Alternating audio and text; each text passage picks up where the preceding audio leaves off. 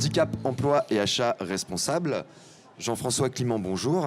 Bonjour. Vous êtes le directeur des affaires sociales du groupe Société Générale. Qu'est-ce que vous attendez du partenariat entre la Société Générale et le Salon ?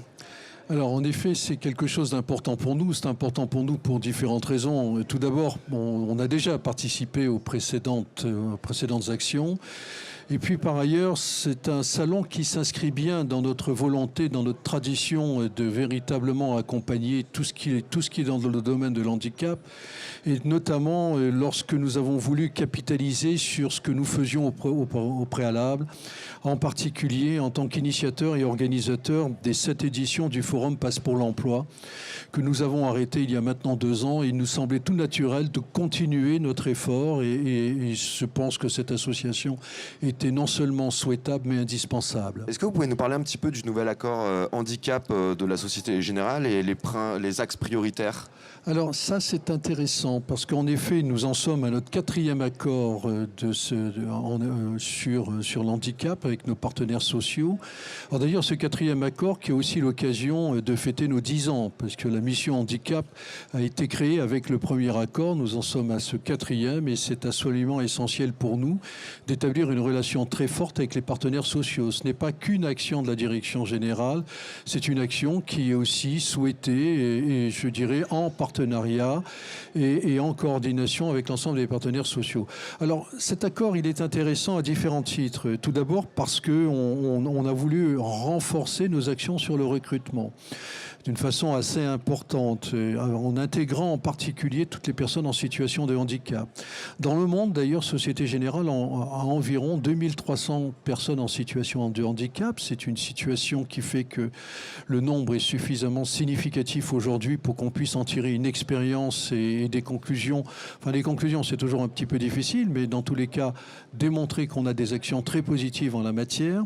Le deuxième point, c'est qu'on souhaite, à travers cette expérience, continuer tous les accompagnements que l'on peut avoir d'une façon personnalisée vis-à-vis des personnes en situation de handicap, instaurer également un climat de confiance, notamment en incitant le personnel à se déclarer, puisque, comme vous le savez, plus de 80 personnes, des gens qui sont en situation de handicap, le deviennent au cours de leur vie. Comment on favorise Alors, en fait, qui le déclarent, parce que généralement les salariés ne le disent pas, ne veulent pas le dire.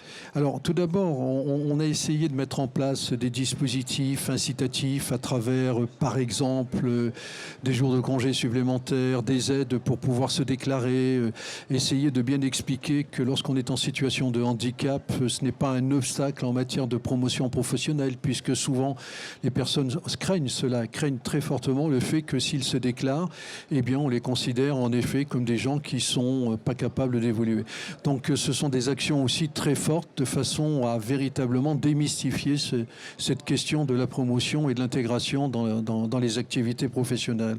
Alors et l'autre aspect également que nous avons fortement travaillé avec les syndicats, c'est le renforcement des achats responsables. Et c'est pour ça d'ailleurs que nous sommes ici aussi aujourd'hui pour favoriser cela. Et d'ailleurs nous devons avoir près de 200 collaborateurs qui sont présents sur ce salon, ce qui est assez exceptionnel.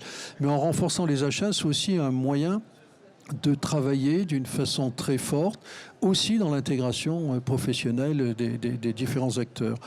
Alors, on a aussi pas mal mis en place, au-delà de ces mesures incitatives que j'indiquais tout à l'heure, des correspondants dans les business. On a dorénavant des gens qui sont à temps complet, qui sont dans les business pour pouvoir aider, accompagner non seulement les gens qui sont en situation de handicap, mais également ceux qui veulent bien se déclarer. Est-ce que la performance économique, elle est compatible avec la question du handicap en entreprise ? Alors, poser la question, c'est déjà avoir la réponse, bien sûr. Par définition, la diversité, c'est quelque chose qui est une valeur qui est très forte, d'une façon très grande. C'est un levier d'engagement pour des groupes comme les nôtres, c'est un levier d'innovation, c'est tout à la fois également un levier de performance. Alors la variété des profils, la combinaison des compétences font que nécessairement ça aboutit à une meilleure performance pour l'entreprise. Sans compter qu'une personne qui est en situation d'handicap est une personne qui a eu beaucoup de difficultés d'une façon assez forte pour arriver là où elle est au moment où elle rentre dans l'entreprise, et elle n'aura de cesse qu'à démontrer qu'elle est performante. Ce qui fait que quelquefois, on va se retrouver dans une situation où une personne en situation de handicap peut avoir un niveau de performance supérieur à ses collègues. Et ça, c'est relativement très important. Bon, dans un monde où les choses sont compliquées, très multiples, nous croyons à une entreprise diverse, très diversifiée et surtout handicompétente. C'est une conviction de la direction générale et c'est une conviction de toutes les personnes qui l'accompagnent. Dernière question, c'est quoi les principaux défis pour 2017 pour la Société Générale, cette question ? Alors 2017, ça va devenir en effet un défi relativement important. Alors tout d'abord parce qu'on veut accroître d'une façon très importante nos achats responsables. Deuxièmement, faire d'une façon également très importante, inciter les gens à se déclarer, c'est important, très important. Donc cette incitation va passer par beaucoup de campagnes de communication.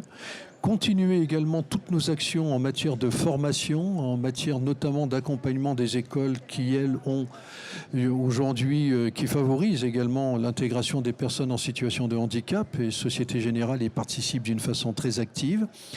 Et quand on examine un petit peu d'une façon très forte nos objectifs, notamment en matière d'achat responsable, c'est d'augmenter de près de 500 000, 400 000 à 500 000 euros cette année nos achats responsables.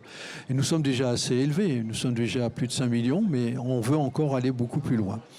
Intégrer, recruter, former, sensibiliser, voilà, ce sont des enjeux très très forts pour 2017. Jean-François Climent, merci beaucoup.